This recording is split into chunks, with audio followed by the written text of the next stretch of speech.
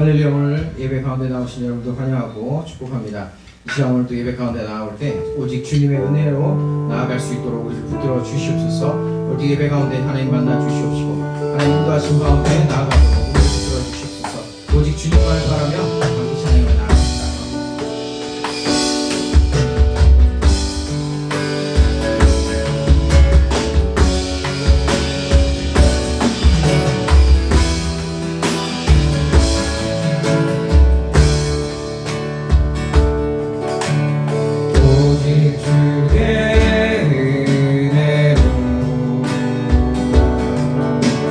지금 여기 서 있네.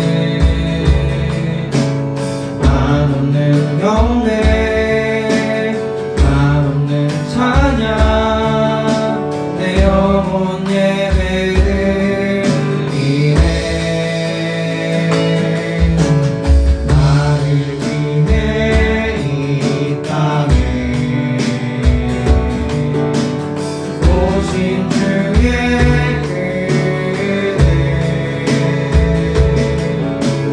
십자가 고통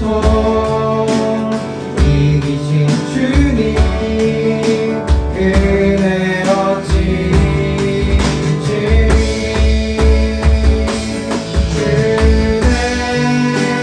날 채우시네.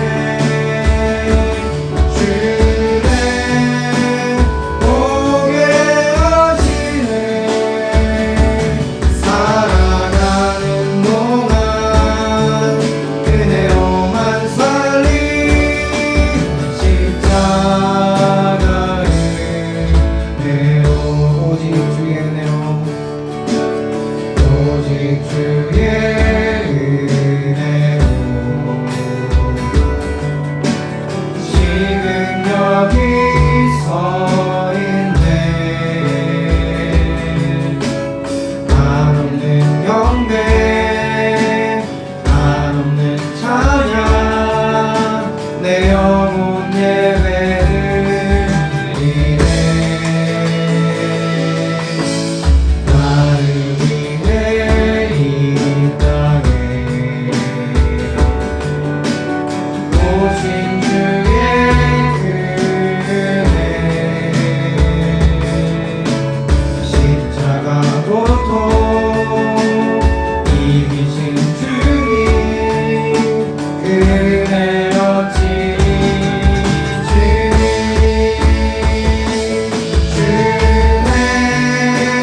날 채우시네.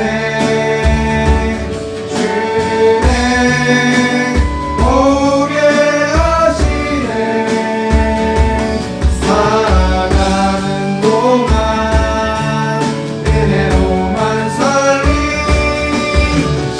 십자가의 은혜로 주님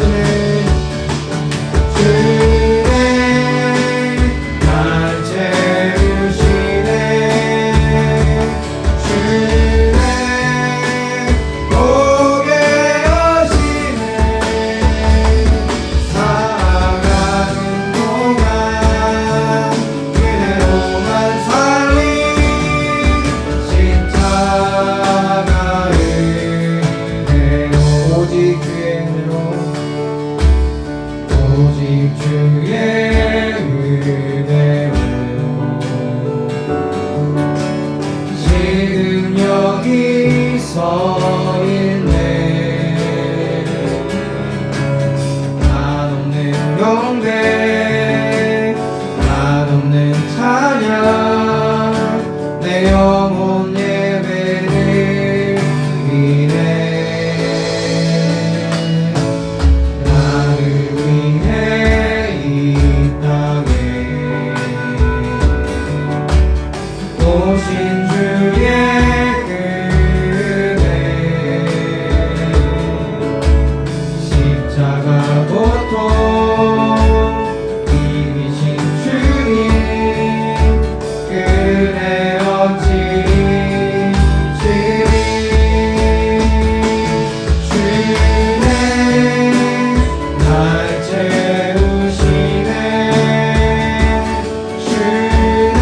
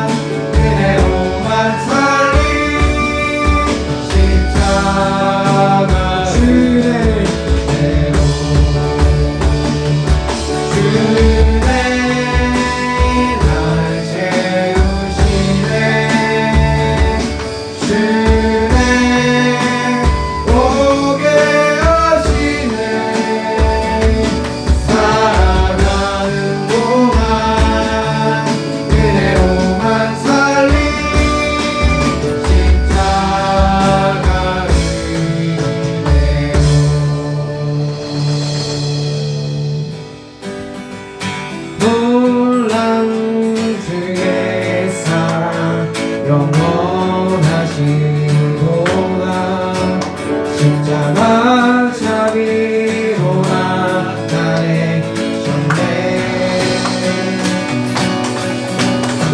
그 누구도 그 무엇도 깨닫지 못하니 아름답고 영화로우신 주 놀라운 주의 사랑 놀라운 주의 사랑 영원하시도다. 십자가 자비로 나타내셨네. 그 누구도 그 무엇도 깨닫지 못하니 아름답고 영화로우신 주 아름다우신 주 사랑하고 경배해 멈출 수 없는 내 노래. 아름다우신 주 사랑하고 경배해 멈출 수 없는 내 노래. 놀라운 주의 사랑 놀라운 주의 사랑 영원하시도다. 십자가 자비로 나타내셨네.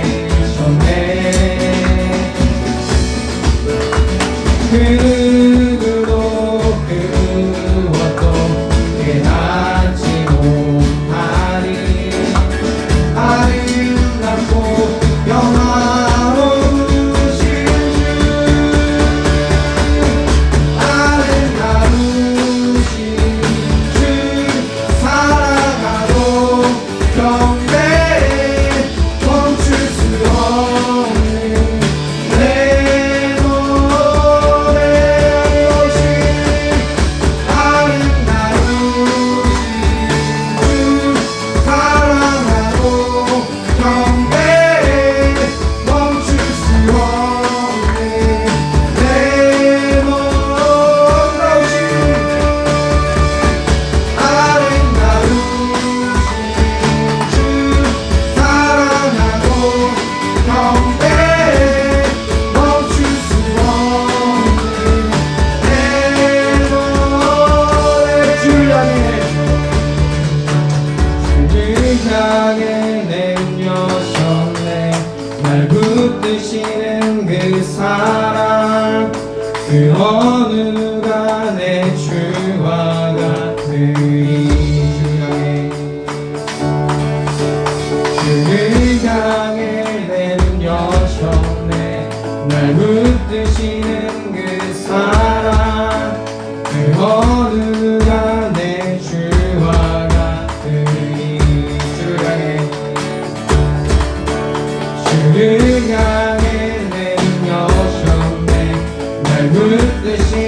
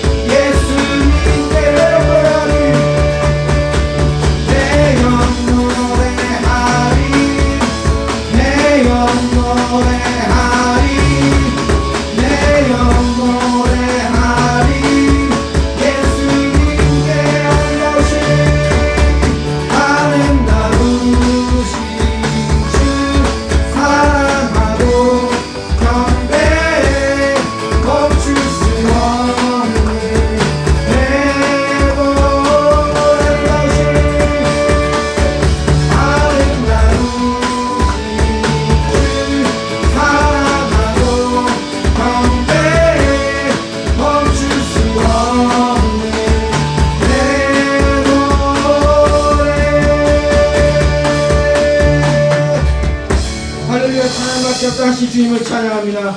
오직 주님 앞에 나아가니 주님 우리를 이끄시고 주님 인도하여 주시옵소서. 이 시간 오직 주님만 바라며 오직 주님 인도하심을 구하며 함께 찬양해 나갑시다.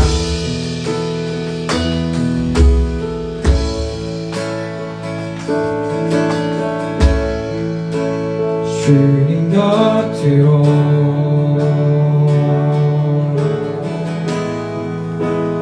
날 이끄소서.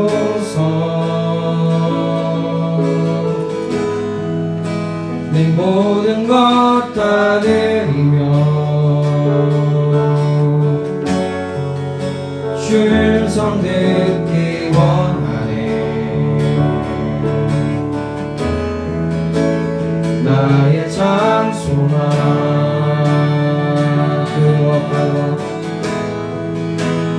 그 무엇과도 바꿀 수 없는 주 사랑, 그 품 안에 난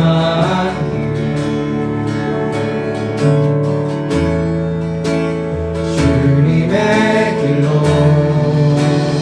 인도하소서.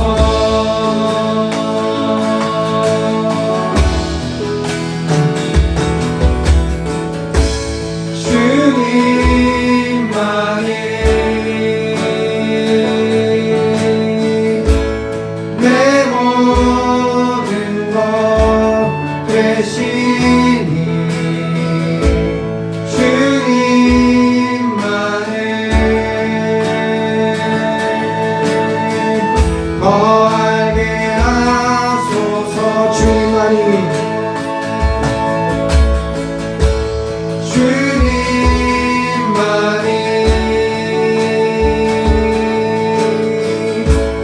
내 모든 것 되시니 주님만을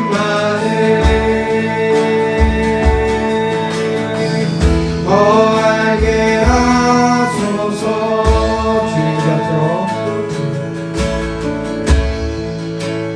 주님 곁으로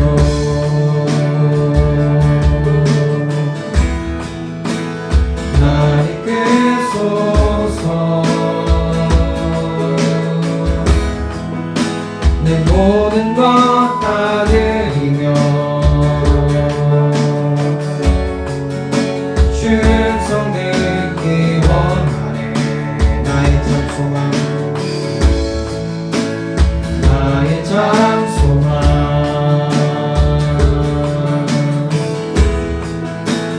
그 무엇과도 바꿀 수 없는 주 사랑, 그 품 안에 난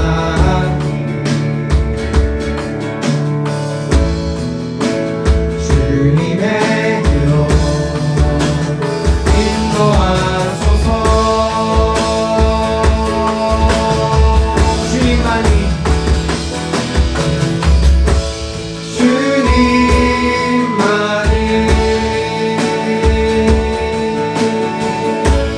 내 모든 것 되시니 주님만을 거하게 하소서.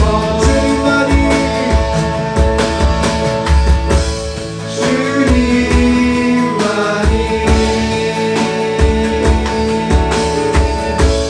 내 모든 것 되시니 주님만을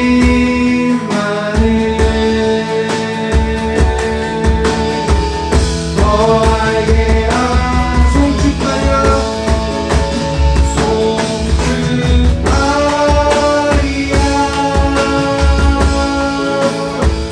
화목해 하신 주 나의 모든 내 깨끗게 하셨네.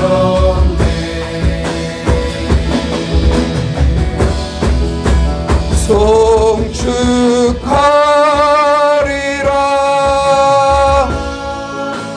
귀하신 어린 양 모두 절하고 모두 외치리라. 하나님 어린 양, 하나님 어린 양 독생자 예수 날 위해 죽으신 주님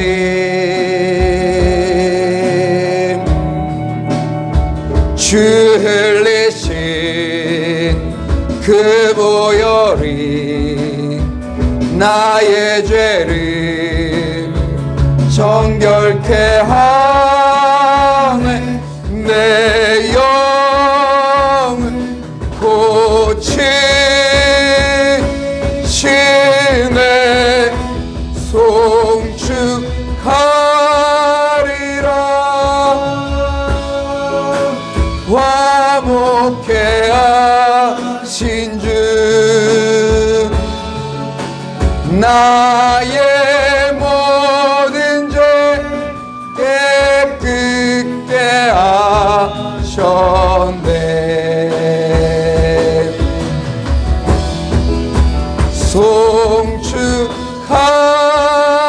송축하리라 귀하신 어린 양 모두 절하고 우리 두 손을 들고 찬양합니다. 송축하리라 송축하리라 주님만을 송축합니다. 송축하리라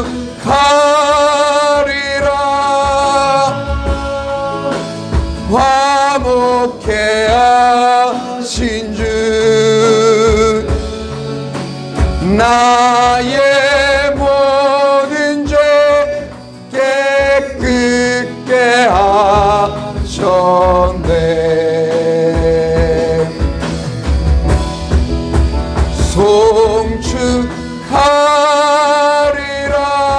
송축하리라 귀하신 어린 양 모두 절하고 모두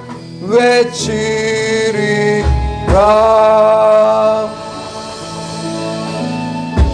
우리 다 같이 사도신경으로 신앙을 고백하겠습니다. 전능하사 천지를 만드신 하나님 아버지를 내가 믿사오며 그 외아들 우리 주 예수 그리스도를 믿사오니 이는 성령으로 잉태하사 동정녀 마리아에게 나시고 본디오 빌라도에게 고난을 받으사 십자가에 못 박혀 죽으시고 장사한 지 사흘 만에 죽은 자 가운데서 다시 살아나시며 하늘에 오르사 전능하신 하나님 우편에 앉아 계시다가 저리로서 산자와 죽은 자를 심판하러 오시리라. 성령을 믿사오며 거룩한 공회와 성도가 서로 교통하는 것과 죄를 사하여 주시는 것과 몸이 다시 사는 것과 영원히 사는 것을 믿사옵나이다. 아멘. 모두 자리에 앉아주시고 이 시간 회개의 기도로 나아가겠습니다. 누가복음 11장 4절은 우리가 우리에게 죄 지은 모든 사람을 용서하오니 우리 죄도 사하여 주시옵고 우리를 시험에 들게 하지 마시옵소서 하라 말씀합니다. 주님, 지난 한 주간도 마음으로 생각으로 행동으로 지은 죄를 주님 앞에 고백합니다. 그리고 제가 미워했던 사람들, 나를 힘들게 했던 사람들을 용서하겠습니다. 주님, 제 본성으로는 할 수 없으나 주님께서 도와주세요. 이 시간 십자가의 주님 만나며 그 용서의 사랑 깨닫고 저 또한 그런 사랑을 베풀 수 있는 자가 되게 해달라고. 주님, 제가 제 죄를 고백합니다. 특히 용서하지 못했던 죄를 고백합니다. 오늘 고난주일 예수 십자가의 그 용서의 은혜가 너에게 넘쳐나게 하여 주시옵소서. 이 시간 회개의 기도로 나아가도록 하겠습니다. 하나님 아버지, 정말로 하나님께서 우리를 아버지 이 자리로 불러주셔서 너무나 감사합니다. 하나님, 지난 한 주 동안도 아버지 마음으로, 생각으로, 행동으로 아버지 정말로 죄를 지었던 하나님 아버지 그 죄책감에 빠져있는 영혼들은 있지 않습니까? 주님, 정말로 우리 안에 관계의 문제 때문에 아버지 용서하지 못하고 고통 가운데 있는 영혼들이 있지 않습니까? 주님, 주께서 도와주셔서 오늘도 아버지 예수 십자가의 그 용서의 은혜가 아버지 정말로 더욱더 우리의 삶을 아버지 정말로 더욱더 물처럼 들어오게 하여 주시옵소서. 주님 사랑 만나고 주님 십자가 사랑 만나야만 아버지 회복되는 줄 믿습니다. 주님께서 함께하여 주시옵소서. 하나님 아버지, 불안에 떨고 있는 영혼들이 있습니까? 주님께서 하나님 아버지 붙잡아 주시고 성령의 은혜를 하나님 이 시간에도 역사하여 주시옵소서. 주님, 다시 회복되고 다시 살 길을 얻는 아버지 그러한 시간이 될 수 있도록 주여 주께서 하나님 아버지 함께하여 주시옵소서. 주께서 도와주시옵소서.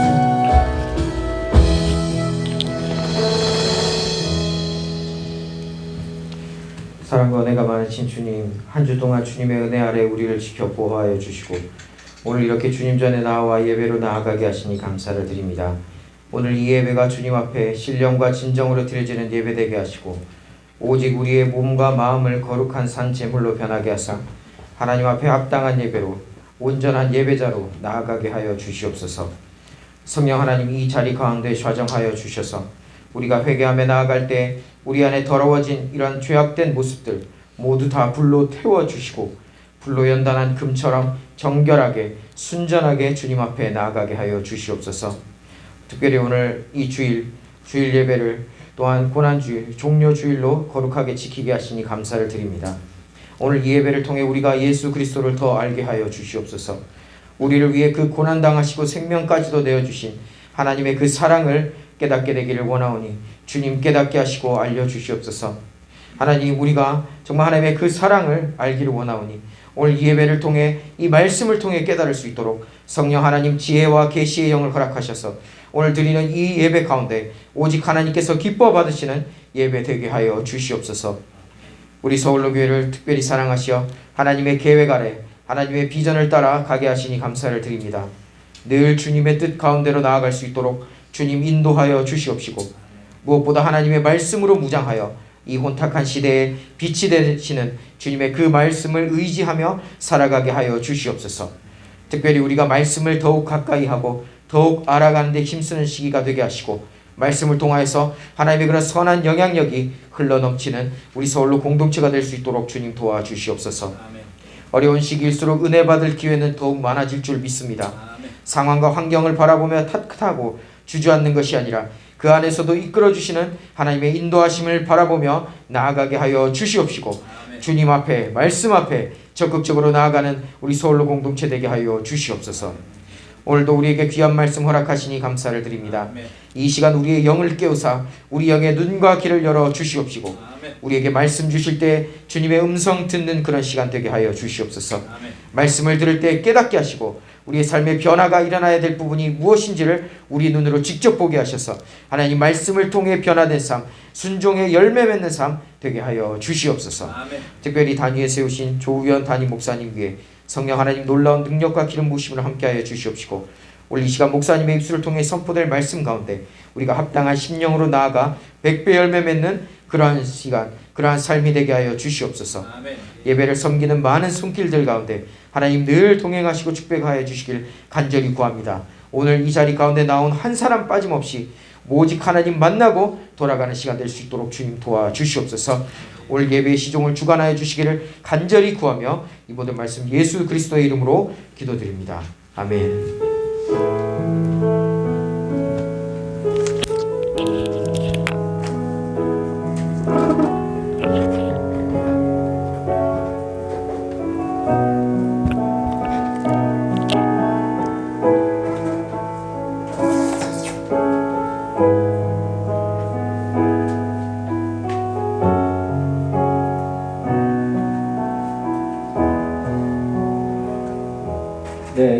고난 주간이 시작되는데요. 관련 영상 한번 보도록 하겠습니다.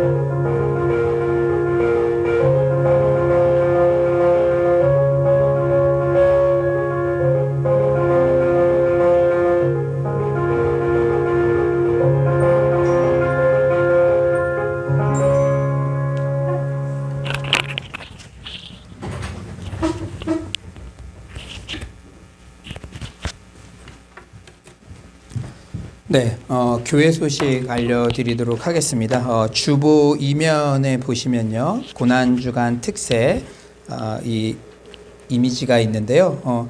이번 고난주간 제목은 마태와 함께 걷는 예수의 길이라는 제목으로 6시에 온라인, 오프라인 동시에 이렇게 방송을 합니다. 특히 이제 온라인 사역을 조금 더 강화를 해서요, 여러 가지 영화 장면이라든지 그 매일마다 해당 인물들이 나오는데 영화 장면이라든지 여러분들이 설교 듣기에 도움될 만한 것들을 많이 이렇게 준비를 해서 이렇게 특별한 그런 고난주간의 메시지로 기억에 남도록 그렇게 노력하고 있습니다. 여러분들 다른 때는 새벽에 혹시 오지 못하시더라도 현장에 오셔서 또 온라인으로도 동참하셔서 큰 은혜 받으셨으면 좋겠고요. 또 성금요일에는 성찬 예배가 저녁 8시 이곳에서 있습니다. 우리가 성례를 통해서 그 은혜의 통로가 되는데요. 우리가 함께 성찬을 나누면서 깊은 은혜를 나누셨으면 좋겠습니다.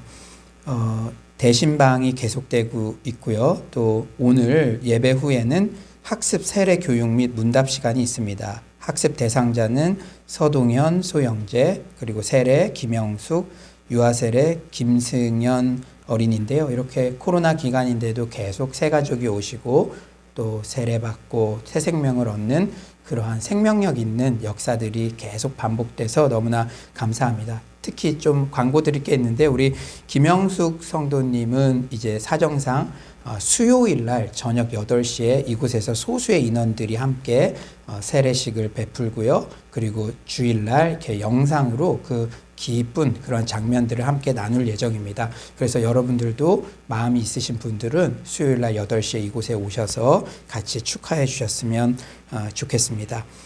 4월 4일 부활주일 11시 예배 시간에 학습 세례식이 있습니다. 그리고 밑에 하단에 보시면 그 서울로 양육가정 모집 이런 광고가 있는데요.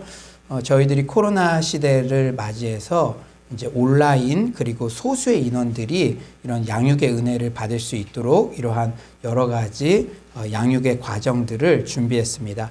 저희 서울로 교회 지금 여러분들이 이제 보시면 알겠지만 새가족이 오면 5주 동안 새가족 교육을 받고 8주 동안 심화과정 3겹줄 그러한 그 가스펠 프로젝트를 8주 동안 하고요. 이제 그 이후에는 3겹줄 리더 교육, 그래서 6주 동안 이거는 코로나 시대에 전도를 할 수 있는 방법을 배우는 것이고요.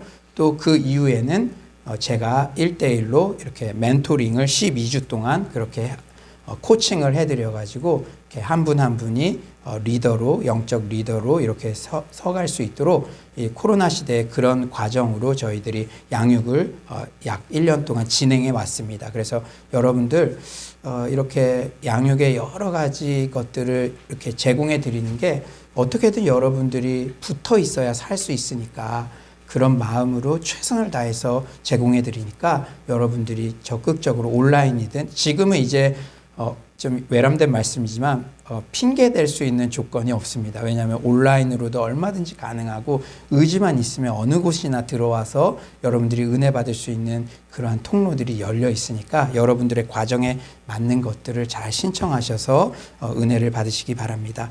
예, 당분간 모든 헌금은 온라인으로 이렇게 정성스럽게 드리도록 하겠습니다.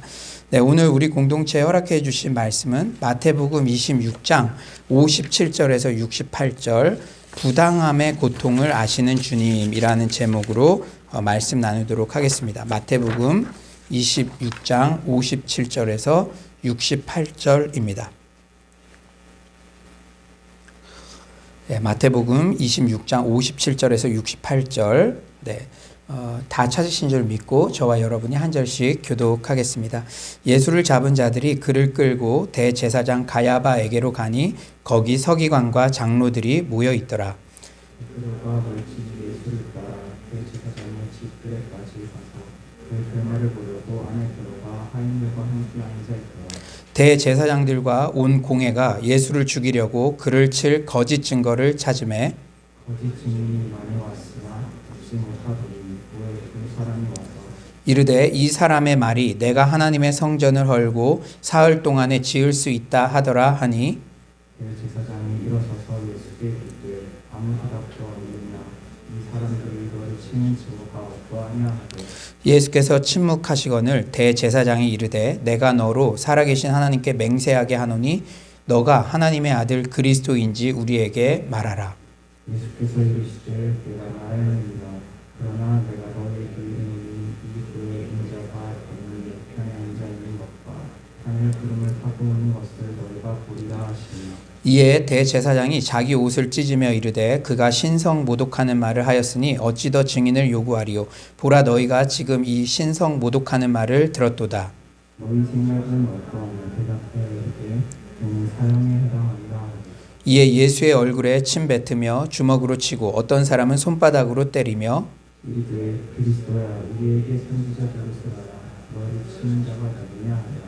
아멘. 이 시간 좌우에 한번 이렇게 인사해 볼까요? 성도님은 우리 교회의 보배입니다. 인사해 볼까요? 성도님은 우리 교회의 보배입니다. 네, 얼굴만 봐도 은혜가 되네요. 한번 인사해 봅시다. 얼굴만 봐도 은혜가 되네요. 아멘.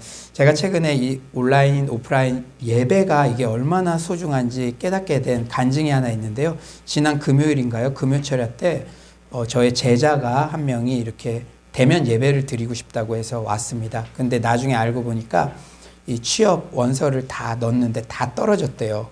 그런 과정에 하나님께서 너 예배 회복이 있어야 된다 이런 마음을 주셔가지고 금요일날 대면 예배하는 곳을 찾아봤고 급기야는 주일날 일부 예배 때도 이렇게 찾아왔습니다. 근데 엊그저께 화요일인가요? 저한테 문자가 왔는데 할렐루야 그러면서 회사에서 연락이 왔는데 원래 자기가 합격이었는데 불합격으로 잘못 공지를 했다고 그러면서 다음 주부터 회사에 출근하라고 하면서 그 친구가 저에게 쓴 그 문구가 저의 마음을 울렸습니다.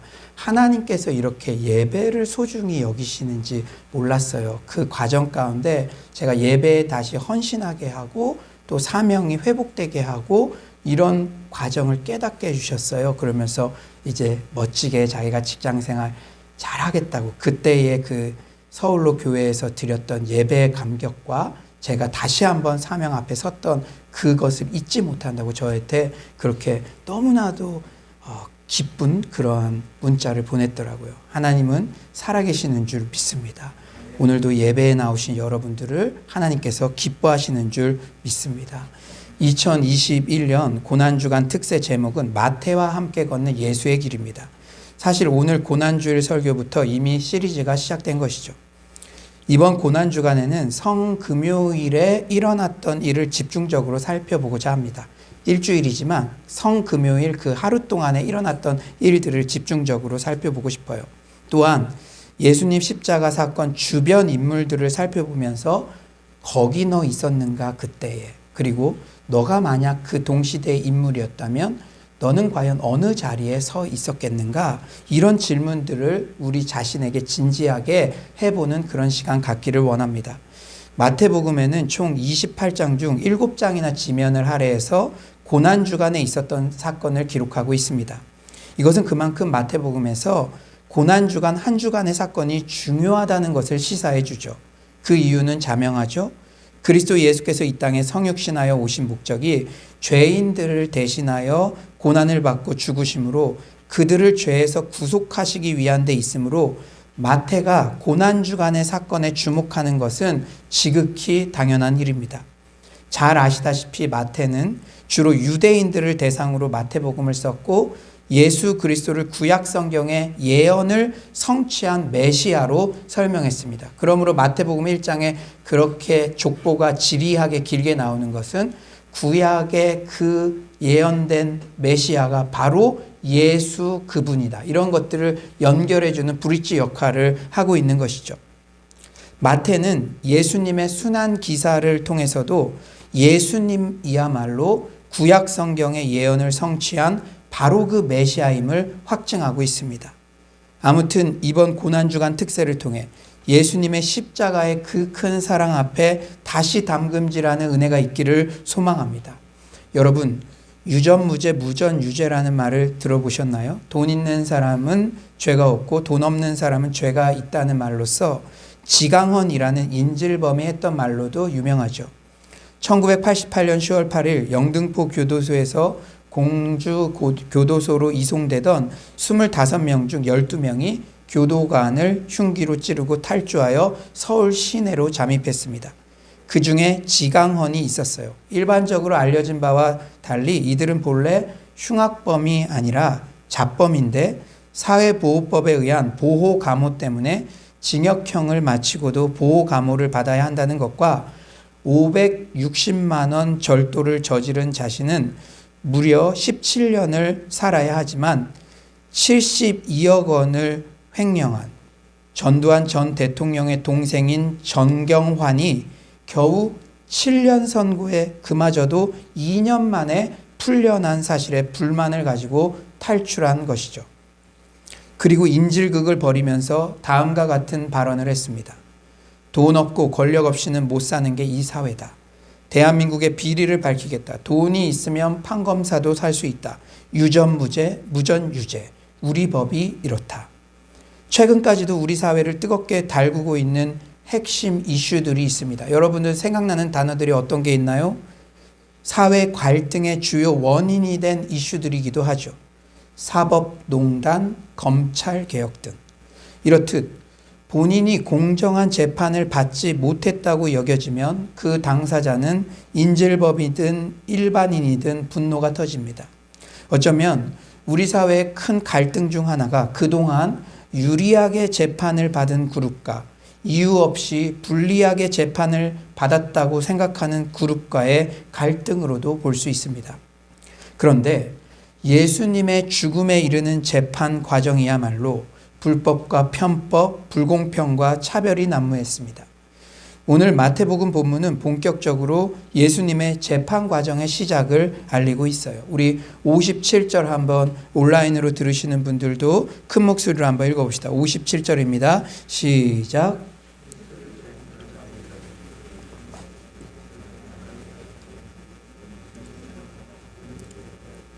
당시 로마인들은 모든 사법적 절차를 관장하였지만 속국의 사람들에게 자신들의 율법적 문제를 다룰 수 있는 자유를 주었습니다. 하지만 여러분 잘 들으십시오. 사형에 대해서는 로마의 법으로만 처리할 수 있게 하였습니다. 그러므로 유대 종교 지도자들은 어떻게든 종교 재판을 통해 사형죄를 끄집어내고 그것을 로마 정치 재판으로 넘겨서 예수를 제거하려는 시도를 하고 있는 것입니다. 이런 배경을 알면 여러분들이 고난주간에 예수님께서 이렇게 재판받으시는 과정, 대제사장 가야바, 안나스, 그리고 빌라도, 로마 총독 빌라도 막 한 번 재판받고 사형죄 언도받으면 되지 왜 이렇게 핑퐁하면서 왔다 갔다 하지, 그렇게 생각하셨을 수 있는데, 이런 배경을 알면, 그러니까 유대 그 사내들인 공회에서 그거는 종교 재판이잖아요.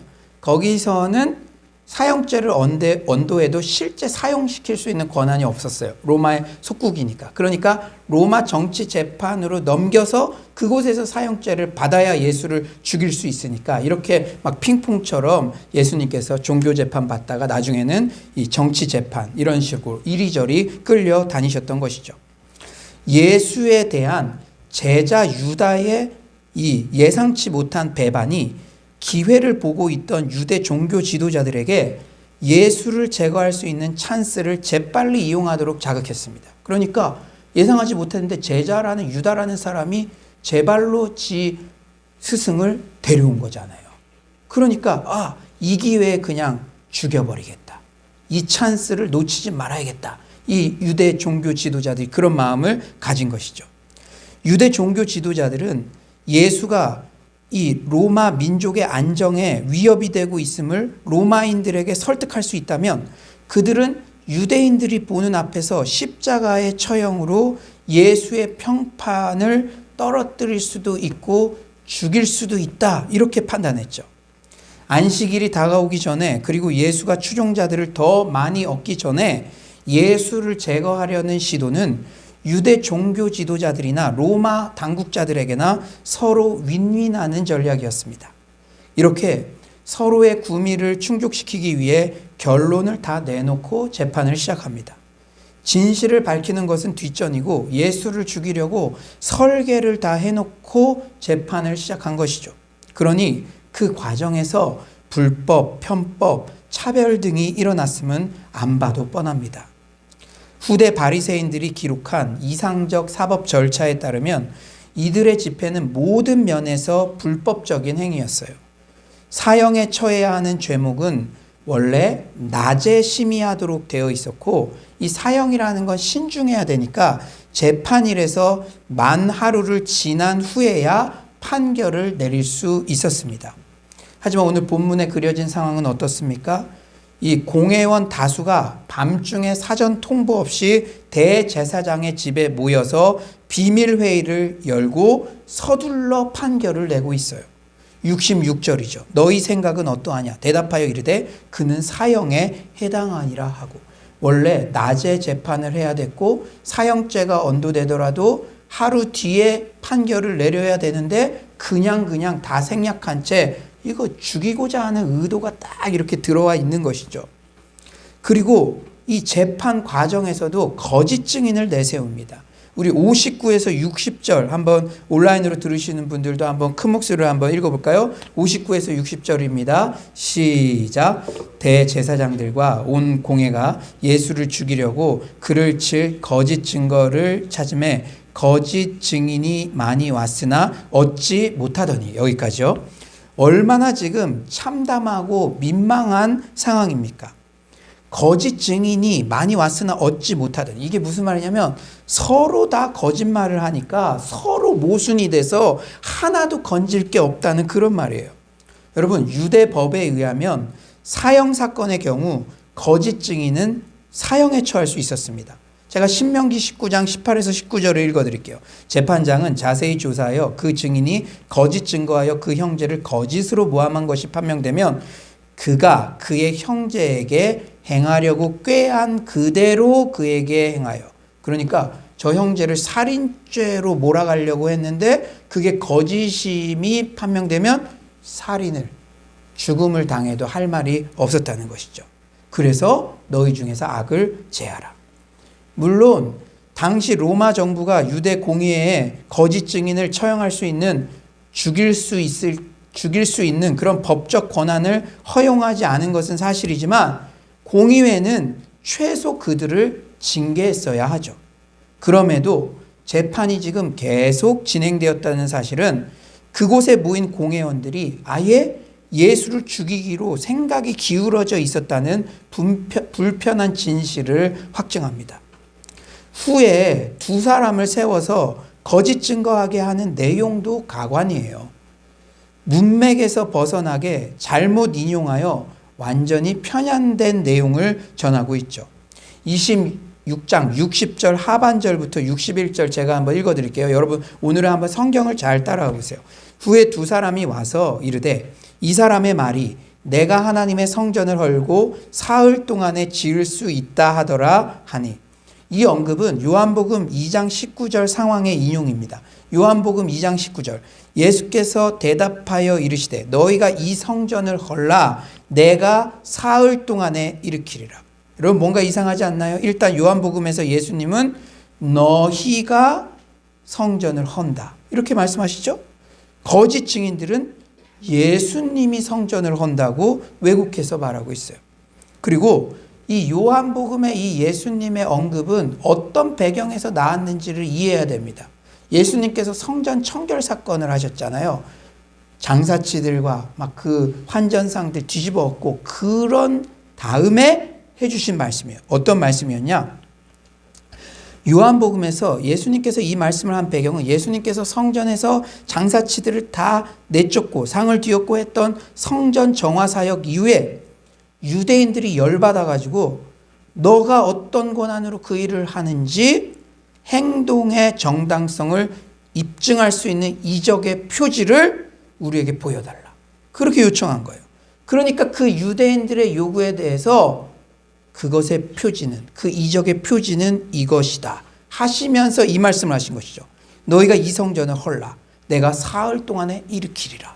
이것은 예수님이 실제 성전을 다 파괴하시겠다는 말씀이 아니고 너희가 지금 성전의 정신을 다 훼손시켰지만 성전된 내 몸이 죽은 지 3일 만에 부활하여 성전의 진정한 존재의 목적과 의미, 즉 하나님의 임재와 소통이 회복된다는 그러한 말씀이었습니다. 그러나 거짓 증인들은 이런 표지, 이런 이적의 표지를 이해하지도 못했고 깊은 의미를 알 수도 없고 알려고도 안 하고 그저 곡해해서 예수가 성전을 파괴하고 성전을 다시 세운다고 했다며 성전 모독죄로 몰아가고 있는 거예요.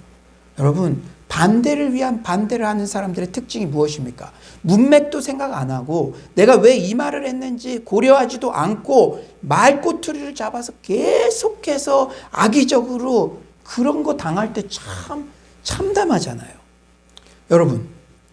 여러분이 만약 예수님이라면 이렇게 재판 과정에서 부당한 대우를 받고 내 편은 하나도 없고 하지도 않은 말 말꼬리 잡아 왜곡되고 편향되게 몰아가고 그때 심정이 어떻겠습니까? 저는 올해 고난주일 설교를 준비하면서요, 특히 예수님의 재판 과정에서의 고통, 부당함 등을 묵상하며 정말 예수님은 우리가 일상에서 겪을 만한 고통을 하나도 빠짐없이 다 겪으셨구나, 그런 생각이 들더라고요. 과거 고난주일 하면 솔직히 십자가의 고통 생각하면 그 고통이 얼마나 클지는 상상으로 알지만 내가 십자가에 실제 못 박힐 일은 희박하니까 너무 큰 고통이지만 좀 멀게 느껴지는 고통이었던 것도 사실이었는데, 예수님의 재판 과정에서의 이 부당한 처우, 그로 인한 자괴감, 이런 고통은 정말 확 마음에 와닿더라고요. 그렇습니다. 예수님은요, 우리가 일상에서 당하는 모든 고통을 이렇게 몸소 겪으시고 우리의 고통의 무게를 다 이해하시는 분이십니다. 이렇듯 내 모든 일상의 고통을 몸소 경험하시고 아시는 분이 내 곁에 항상 계신 예수님이라는 사실만으로도 얼마나 큰 위로가 되는지 모르죠. 여러분, 너무 힘든 고통이 있을 때 잠시 멈춰서요, 한 가지만 생각하세요. 그분도 다 겪으셨지. 여러분, 우리 친구들, 어떤 친구의 존재가 우리에게 존재만으로도 위로가 됩니까? 그저 내가 어떤 말을 하더라도 그것을 이미 겪었던, 배우자로 인한 고통이든 자녀로 인한 고통이든 경제적 실패로 인한 고통이든 그것을 이미 겪었던 그 친구가 있다면, 그 친구가 그게 완전히 해답을 모르고 해결책을 모르더라도 같이 겪고 있다는 존재가 있다는 것만으로도 우리에게 위로가 되는데, 예수님께서는 이렇게 우리가 일상에서 겪는 모든 고통을 이미 겪으셨고 우리에게 지금도 존재 자체로 위로해 주고 계시는 줄 믿습니다. 히브리서 4장 15절은 말씀하시죠. 우리에게 있는 대제사장은 우리의 연약함을 동정하지 못하시리가 아니요 모든 일에 우리와 똑같이 시험을 받으신 이로되 죄는 없으시니라. 제가 부끄럽지만 저의 모습을 돌아보았어요. 그랬더니 저 또한 다른 것은 이렇게 그럭저럭 잘 참는데 부당한 대우를 받는다고 생각할 때 마음속으로 가장 발끈하지 않나 그런 생각이 들더라고요. 그리고 약자들에게는 막 맘대로 예의 없이 행동을 하고 강자들에게는 그런 모습들, 그런 부당한 것들을 볼 때, 그리고 내가 또 그런 거 당한다고 생각할 때 원칙대로 안 하고 그럴 때 내 마음이 발끈하는 것 같은 그런 것들, 그런 저의 모습들을 이번 설교 준비를 하면서 제가 깨닫게 되었습니다. 최근 연로하신 부모님을 모시고 관공서나 병원에 갈 일이 종종 있었는데요. 그곳에서도 제가 한번 그냥 이렇게 친절하게 얘기할 때는 받아들여지지 않는데 이유를 들어서 조목조목 이렇게 얘기를, 동일한 내용을 여러 번 반복해야만, 어필해야만 수렴이 되고, 그리고 그런 말 하기 진짜 싫었는데 제가 이 병원에 좀 아시는 분이 있습니다. 제가 법원에 아시는 분이 있습니다. 누군가 유력자를 알고 있다고 해야 조정이 되고, 처음부터 동일한 내용이었는데 왜 사실이 사실대로 받아들여지지 않고 이런 부당한 이런 것들이 사회 전반에 이렇게 팽배해져 있는가. 목회자인 나도 이렇게 힘든데 우리 일상을 살아가시는 우리 성도님들, 소위 이제 뭐 영업을 할 때도 이렇게 물량을 제공해야 되는 입장에서는 대기업의 횡포나 갑질이나 이런 것들이 얼마나 많겠습니까? 제가 참 참담했던 게 이 마트 같은데 물건 하나 진열할 때도 중소기업은 완전히 막 굽신굽신하면서 저 대형 마트에 저기 보이지도 않는데 그런데 그냥 요 어디에 이렇게 구석에 하나 입점할 때도 그런 어려움들이 있다고 그러더라고요. 참 제가 이런 것들을 관공서나 우리 부모님 모시고 병원 입원 과정 이런 것들 겪으면서 참 그 현실에서 어찌 이렇게 부당한 대우 이런 것들이 일반적인 것처럼 느껴지는가 참 슬펐던 것도 사실입니다. 이렇듯 우리가 부당한 대우를 받았다고 생각하면 참 그대로 수긍하기가 쉽지 않죠. 그러니 여러분, 우리 사회의 가장 큰 이슈 중 하나가 공정 아니겠습니까? 그런데 이런 부당한 대우에 반응하는 예수님의 모습은 과연 어떠했습니까? 62절은 이렇게 말씀하세요. 우리 한번 다 같이 한번 읽어봅시다. 62절입니다. 시작. 대제사장이 일어서서 예수께 묻되 아무 대답도 없느냐? 이 사람들이 너를 치는 증거가 어떠하냐 하되. 62절. 예수님은 아무 대답이 없으세요. 침묵하십니다. 왜곡된 그들의 고발에 예수님은 대답할 수가 없어요. 예수가 자신을 변호하기 위해 말한 어떤 말도 더 왜곡될 수 있기 때문입니다. 여러분, 이럴 때는 입 다물고 기도해야 되죠. 우리도 마찬가지죠. 상대방이 내가 어떤 말을 해도 계속 왜곡시키고, 내가 이렇게 정당하게 말을 해도 그 말꼬투리를 잡아서 그럴 때는 침묵해야죠. 입 다물고 기도해야 되죠. 그런데요, 침묵하시는 예수님의 모습은 또한 이사야 53장 7절의 성취입니다. 서두에서도 밝혔듯이 왜 마태복음 저자 마태가 이렇게 예수님의 고난주간의 스토리들을 7장이나 할애해서 이렇게 비중 있게 다뤘냐? 바로 예수님은 구약 성경에서 예언한 바로 그 메시아다. 그 예언의 성취다. 이것을 강조하기 위함인데요.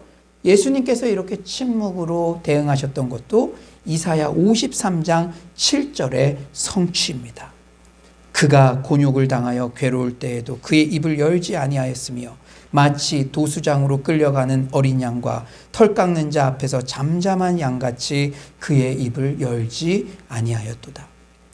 예수의 대답을 꼬투리 잡아서 예수를 신성 모독죄로 완전히 몰아넣으려는 대제사장 가야바의 계획이 예수님의 침묵으로 일단 차질을 빚었어요. 여러분, 악인들이 물러섭니까? 아니에요. 그러자 가야바는 또 다른 질문으로 발톱을 드러냅니다. 우리 63절 한번 다 같이 한번 읽어볼까요? 63절 시작. 예수께서 침묵하시거늘 대제사장이 이르되 내가 너로 살아계신 하나님께 맹세하게 하노니 너가 하나님의 아들 그리스도인지 우리에게 말하라. 너가 하나님의 아들 그리스도인지 우리에게 말하라. 그리스도, 메시아. 당시 보통 사람들의 마음속에 그리스도란 칭호는, 메시아란 칭호는 백성들을 해방시킬 정치적 구원자라는 의미로 받아들여졌습니다. 그러니까 가야바는 이런 방식의 질문으로 유도함으로 로마법에 대항하는 반동죄로 예수를 로마 총독 빌라도에게 고소할 수 있도록 몰아가려고 자신의 발톱, 그 속내를 드러낸 것이죠. 이렇듯 악인들은 아주 교묘하고요. 끝까지 해봅니다.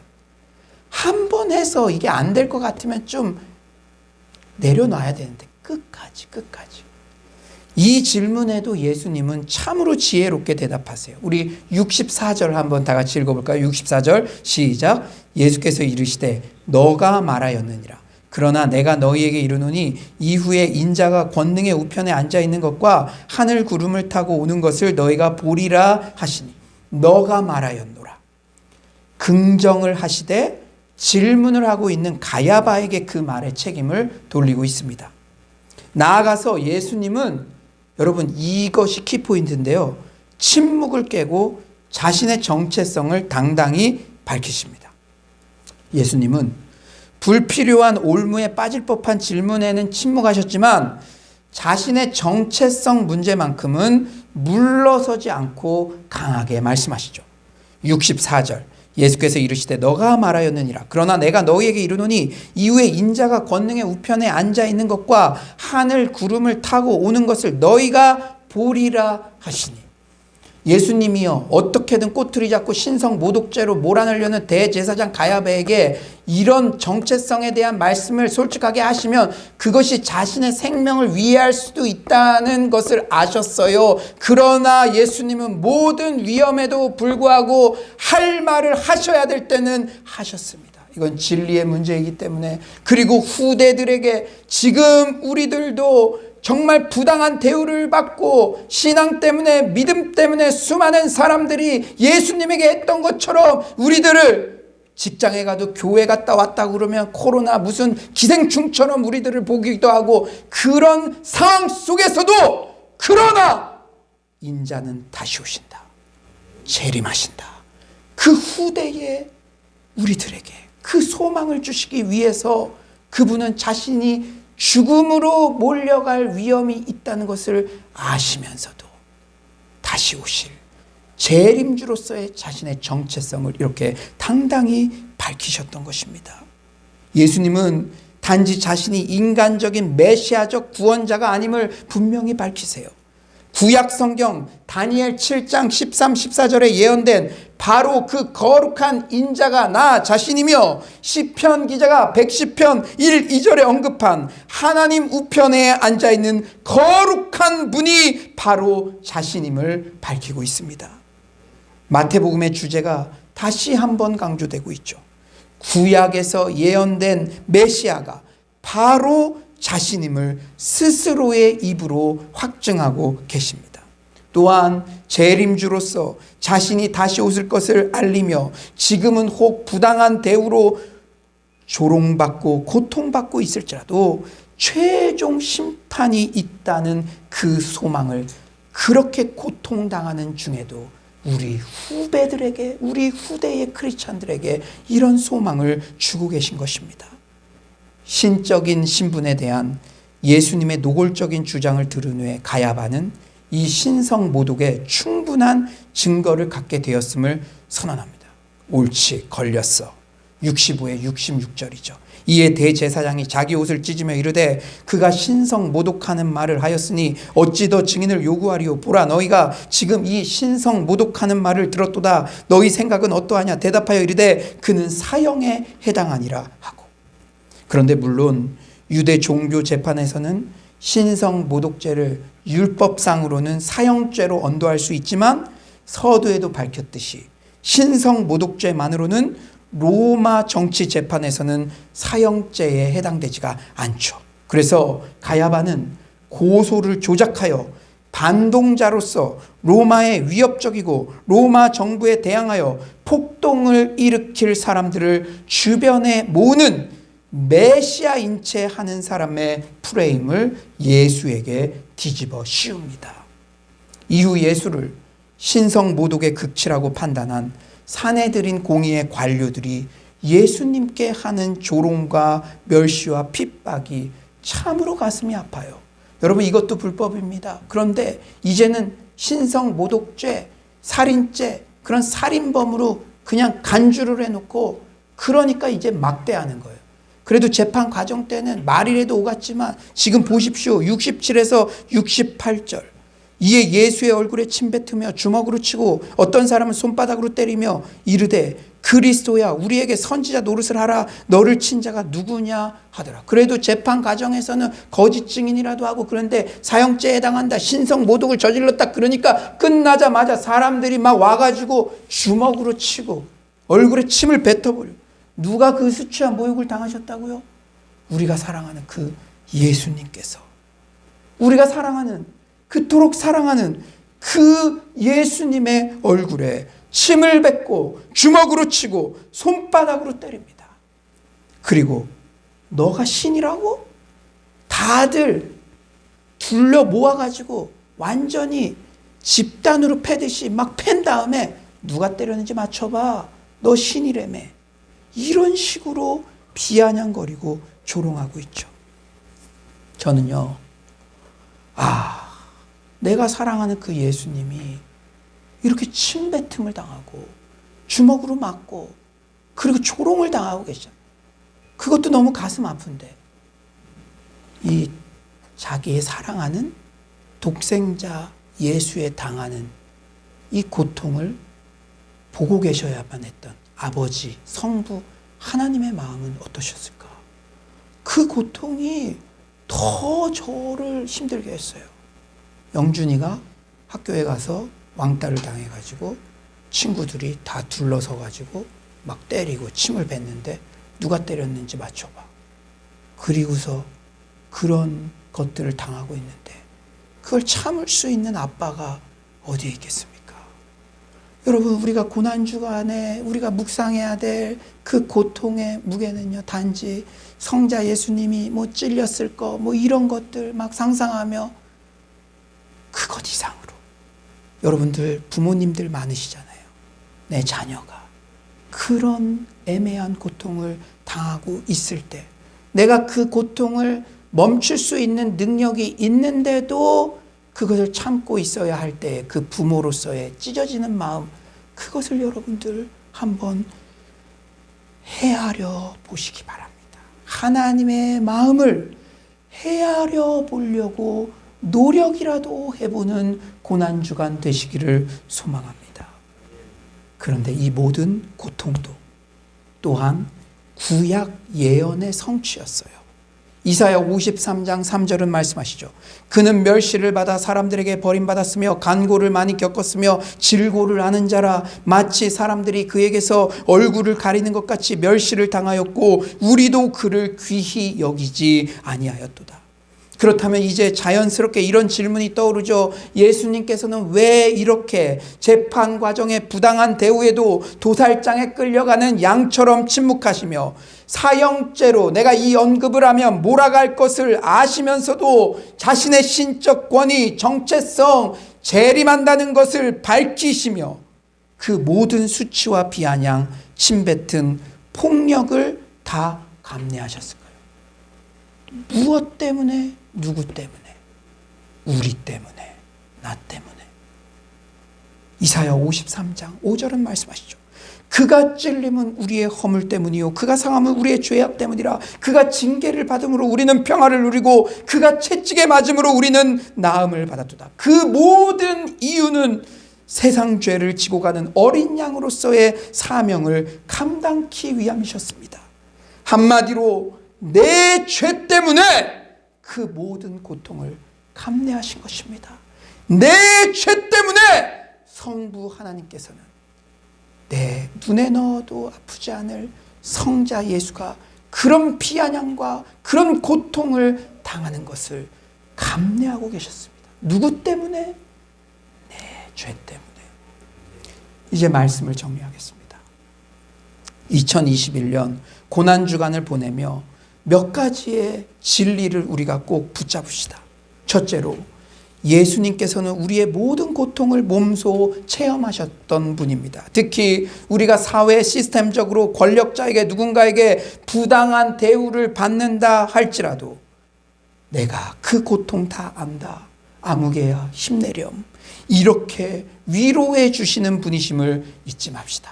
십자가의 예수님 하면 내 일상과는 좀 멀고 너무나 상상할 수도 없는 고통이라고 생각할 수 있지만 오늘 여러분이 집에 돌아가셔서도 시댁 식구들에게 아니면 내일 출근했어도 직장 사람들에게 내 바이어들에게 또 어쩌면 소송에 휘말렸는데 유전무죄 무전유죄 같은 그리고 우리 일상에서 부당한 대우를 받는 것 같아서 남몰래 눈물 흘리는 밤을 보낼 때에도 내가 그 고통 다 안다. 주님께서 위로해 주시고 말씀해 주고 계신 줄 믿습니다. 둘째로 예수님은 구약 성경의 모든 예언을 성취한 바로 그 메시아 유일한 구원자십니다.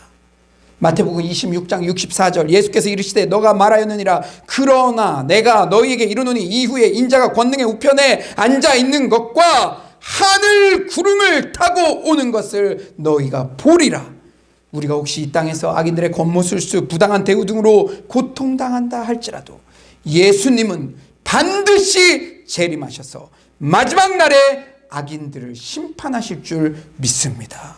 세 번째로 예수님은 나의 죄를 대신하시기 위해 십자가를 지시기 위해서 그렇게 침뱉음과 모욕, 폭력을 자발적으로 감내하셨습니다. 어느 때보다 예수님의 그 십자가 대속의 사랑이 밀물처럼 내 삶에 침투해 들어오는 2021년 고난주간이 되시기를 소망합니다. 마지막으로 여러분 이번 고난주간에는 내일은 베드로의 자리에 우리가 서볼 거예요. 우리가 고난주간에 십자가 주변에 성금요일에 있었던 인물들의 자리에 서본다고 했죠. 마지막으로 나는 혹시 가야바의 자리에 서 있는 적은 없는가 생각해 봅시다. 대제사장 가야바. 가야바는 종교 지도자였어요. 저희가 일부 예배 때 사역자들에게 제가 솔직히 말했습니다. 가야바의 자리에 없는지 사역자인 우리가 가장 먼저 그 자리에 한번 서보자. 여러분들도 혹시 가야바는 종교 지도자였지만 자신의 편견에 사로잡혀 신구약의 진리를 말하는 예수님의 말씀을 거들떠보지도 않고 그저 예수님을 죽음으로 몰아갔습니다. 설계를 다 하고 프레임을 다 짜놓고. 여러분 나의 기득권, 편견, 경험 때문에 예수님의 말씀을 죽음으로 몰아넣는 일이 없기를 바랍니다. 예배 때마다, 말씀이 부어질 때마다 그 말씀이 살아 역동하여 30배, 60배, 100배의 열매를 맺는 서울로의 모든 성도님들 되시기를 간절히 축원합니다. 오늘 이 말씀 생각하면서 자리에서 일어나셔서 예수 그 이름 나는 말할 수 없네. 우리 다 같이 주님이 나의 모든 고통을 아신다는 그 위로의 말씀 생각하면서 예수 그 이름 다 같이 찬양하겠습니다. 예수 오 그 이름 나는 말할 수 없네. 그 이름 속에 있는 비밀을, 그 이름 속에 있는 사랑을, 그 사랑을 말할 수 없어서 그 풍부함 표현 못해서 비밀이 되었네. 그 이름 비밀이 되었네. 사람들 그 이름 건축자의 버린 돌처럼 버렸지만 내 마음에 새겨진 이름은 아름다운 보석. 내게 있는 귀한 비밀이라 내 마음에 숨겨진 기쁨. 예수 오 그 이름 나는 말할 수 없네. 그 이름의 비밀을, 그 예수 그 이름 나는 말할 수 없네. 우리 가슴에 손을 얹고 믿음의 고백을 드립시다. 예수 오 그 이름 나는 말할 수 없네. 그 이름 속에 있는 비밀, 그 이름 속에 있는 사랑을, 그 사랑을 말할 수 없어서 그 풍부함 표현 못해서 비밀이 되었네. 그 이름 비밀이 되었네. 사람들 그 이름 건축자의 버린 돌처럼 버렸지만 내 마음에 새겨진 이름은 아름다운 보석. 내게 있는 귀한 비밀이라 내 마음에 숨겨진 기쁨. 예수 오 그 이름 나는 말할 수 없네. 그 이름의 비밀을, 그 이름의 사랑,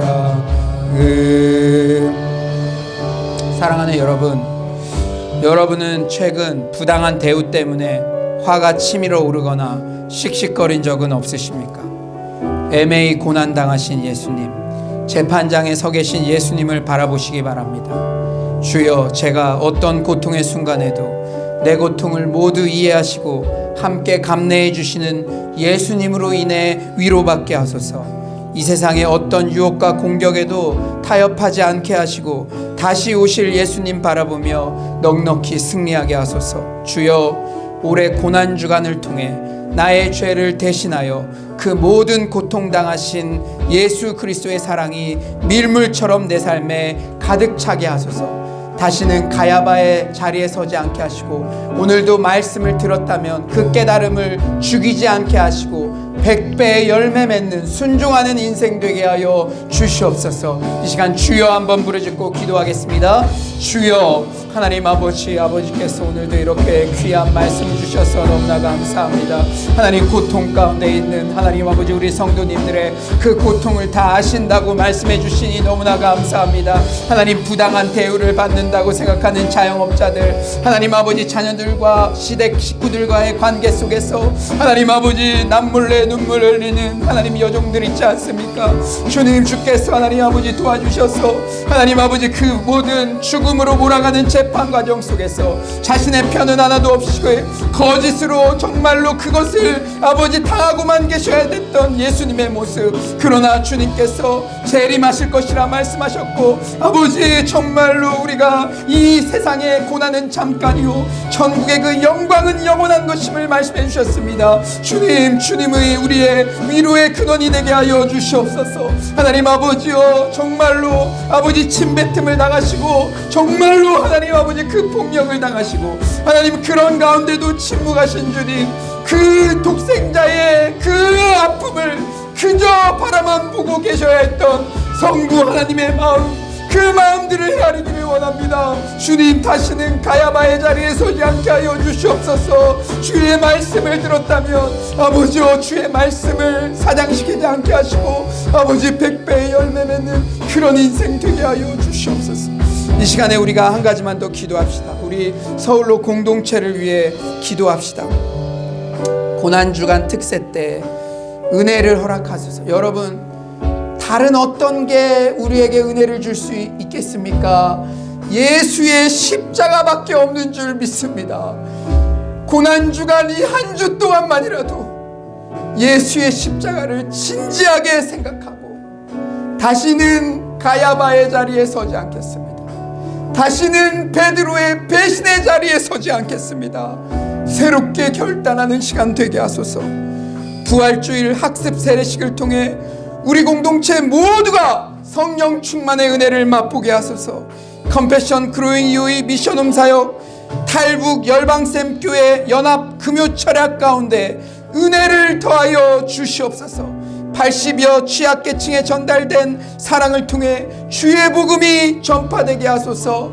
여러분, 서울로 교회는 예수님의 피값으로 산 교회입니다. 예수님의 생명을 담보로 산 교회입니다. 예수님짜리 교회입니다. 교회를 더욱 사랑하고 교회를 통해서 생명이 살아나는 역사가 계속되게 하여 주시옵소서. 이 시간 마지막으로 주여 한번 부르짖고 기도하겠습니다. 주여, 하나님 아버지, 예수님께서 빚값 주고 사신 하나님 이 서울로 교회를 하나님 아버지와 사랑하기를 원합니다. 아버지, 이번 고난주간 특세를 통해서 아버지 정말로 더욱더 예수님을 더욱더 깊이 아버지 묵상하며 하나님 나아갈 수 있도록 하나님 아버지 도와주시옵소서. 주여, 주께서 하나님 아버지 역사하여 주시고 하나님 아버지요, 다른 어떤 것보다도 예수님 바라보기를 원합니다. 하나님, 가야바의 길에서 돌아서게 하여 주시고 하나님 아버지요, 베드로의 길에서 돌아서게 하시고 하나님 아버지, 힘없고 연약한 영혼들에게 예수의 이름 때문에 다시 일어설 수 있는 힘을 더하여 주시고 이번 일주일만이라도 예수님의 십자가 그 성부 하나님의 마음을 헤아려 볼 수 있도록 도와주시옵소서. 주님, 우리 교회가 하고 있는 여러 가지 양육 프로그램들, 여러 가지 사역들이 있습니다. 주님, 지푸라기라도 잡는 심정으로 하나님 그 모든 것들이 진행되어 가오니 주여, 주님께서 도와주셔야 됩니다. 예수 안에 능력이 있는 줄 믿습니다. 하나님, 컴패션 그룹 유이사역, 미션홈 사역, 그 모든 사역 가운데 하나님, 세례 학습, 그 모든 아버지 은혜 가운데 주께서 함께하여 주시옵소서. 주님께서 사랑의 주님, 고난주일 우리에게 너무나 큰 은혜의 말씀 주셔서 감사합니다.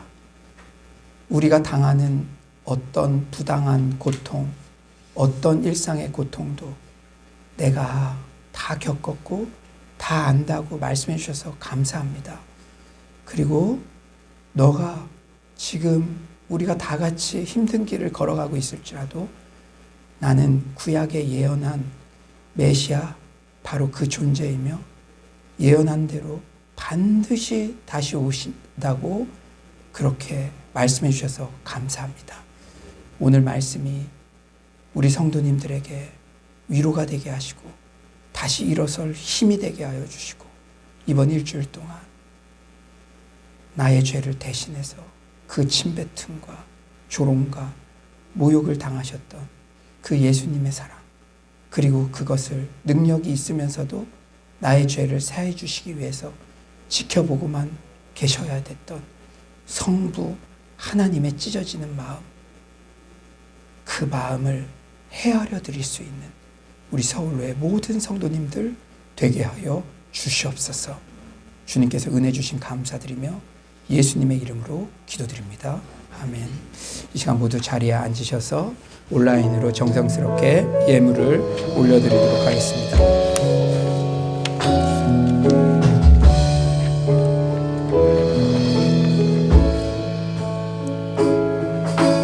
내 모든 것 나의 생명까지 다 주님 앞에 드립니다. 주 임재 안에서 이제 내 영혼 자유에 내가 주의 거룩한 이름을 높이며 예배하리. 어린 양 찬양하리. 내 평생 그 하나로 충분해요. 어린 양 찬양하리. 내가 주의 임재 안에서, 자리에서 일어나셔서 찬양합니다. 너희는 가만히 있어. 주가 하나님 되말지어다. 열방과 세계 가운데 주가 높임을 받으리라. 사랑합니다. 사랑합니다. 내 아버지 찬양합니다. 내 온 마음 다하여 선포합니다. 예수 그리스도 주님 오심을 기다리며 주님 오심을 기다리며 주님 오심을 기다리며.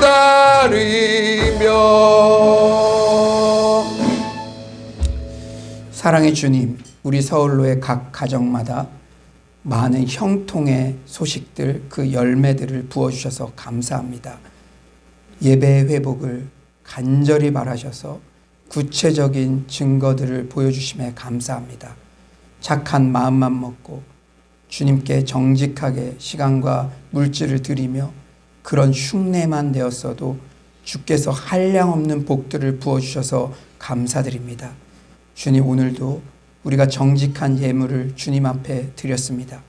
세상은 세상의 방법대로 부를 취득한다는 그러한 세상의 논리들이 있지만 세상의 논리에 역행하여 하나님 나라의 법칙, 심는 대로 거두고 우리가 물질과 시간의 청지기이며 내게 있는 것 모두 다 주님 것이라는 주권의식으로 우리가 정직하게 예물을 드렸습니다. 주님의 명예가 있지 않습니까? 주님께 정직하게 하나님의 방법으로 나아가는 자들에게 100배의 복을 더하여 주시옵소서. 그리하여 이 흉년의 때 같은 코로나의 팬데믹의 상황에서도 한 길이 막히면 다른 길을 여시고 지금도 전 세계의 부의 이동을 관장하고 계시는 창조주 하나님께서 그 마음에 합한 우리 서울로 성도님들에게 한량없는 물질의 복도 부어 주시옵소서. 그 물질이 쓰이는 곳마다 교회가 세워지고 세계 열방의 영혼들이 돌아오며 또 평양로 교회의 어린이 센터를 짓는다는 마음으로 컴패션 그로잉 이후의 사역들이 시작되었는데 어제는 수영로, 오늘은 서울로, 내일은 평양로, 모레는 북경로, 미래는 땅끝까지 세계로의 비전을 모두 다 그 축복받은 물질로 감당할 수 있는 우리 서울로의 모든 성도님들 되게 하여 주시옵소서. 사랑의 주님, 오늘 귀한 말씀 주셨습니다. 우리의 고통을 다 겪으셨고 알고 있다는 말씀만으로도 족합니다. 그분이 나와 동행하시고 나를 지켜주신다고 약속하시고 나를 끝까지 책임지신다고 말씀해 주시니 그것으로 족합니다.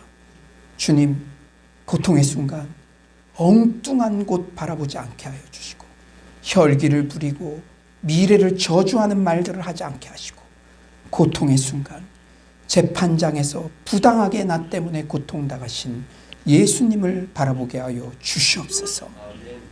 반드시 다시 오실 예수님을 바라보게 하여 주시옵소서.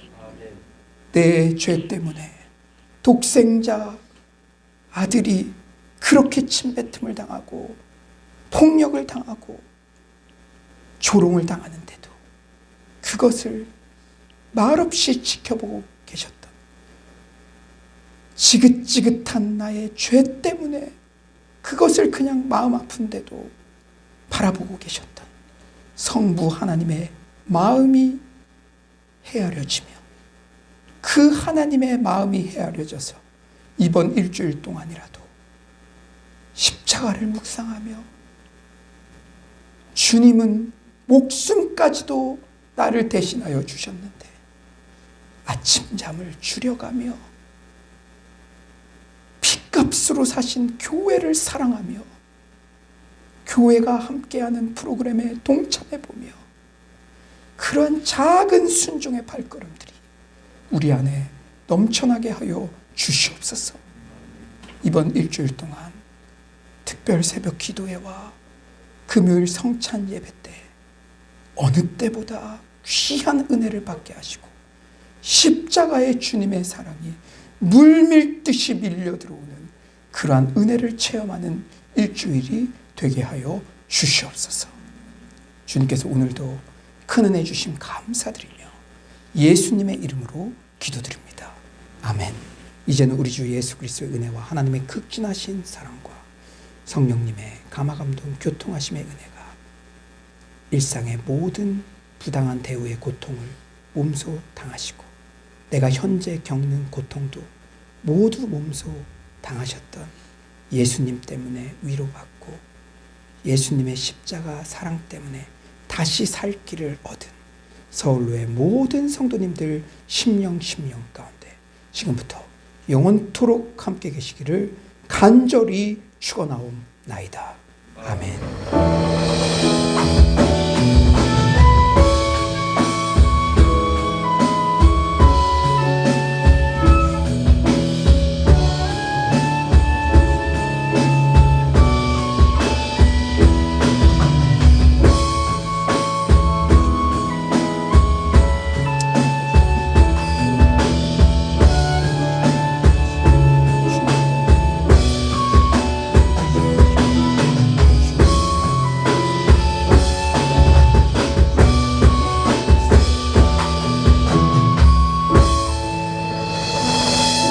네, 우리 하나님께 영광의 박수 올려드리고요. 우리 3명 이상에게 잘 될 일만 남았습니다. 인사하겠습니다. 잘 될 일만 남았습니다. 잘 될 일만 남았습니다.